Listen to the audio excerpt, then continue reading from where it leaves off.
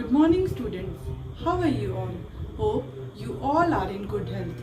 Students, today we are starting our chapter number 4, that is more on MS Word 2016. So let's start the chapter. Students, as you all know, MS Word is a powerful word processor that enables you to create, edit, save and print your documents. So today we are going to learn the two main features of MS Word, that is page formatting and how to set the page and page properties in MS Word. So students, first we will be learning about page formatting. Children, page formatting is the layout of the page when it is printed on a printer.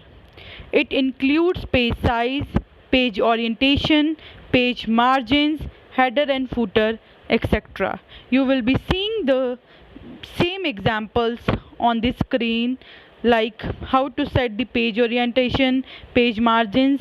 Like if you want to set the page orientation in portrait and landscape, you will be setting header and footer according to your need.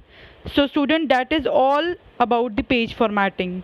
Now the next is how will be you going to set the page format in MS Word.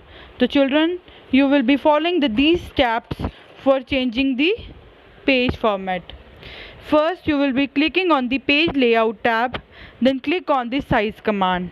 A drop down menu will appear. You will be putting the current size of the page you want to change, and your size of the page will be changed. You will be doing like this. First, you will be going in the page layout tab and put the size of your own choice, and your page size will be changed. Children, now the next topic is how to set the page properties in MS Word. So for setting the page properties, you will be following these steps. First, you will be going for in the file tab, and you will be going in document properties, where you can see the properties, and you will be enter the information according to your need.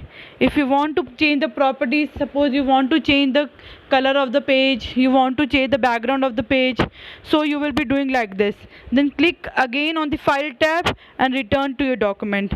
You will be the changes you will have made will be saved automatically.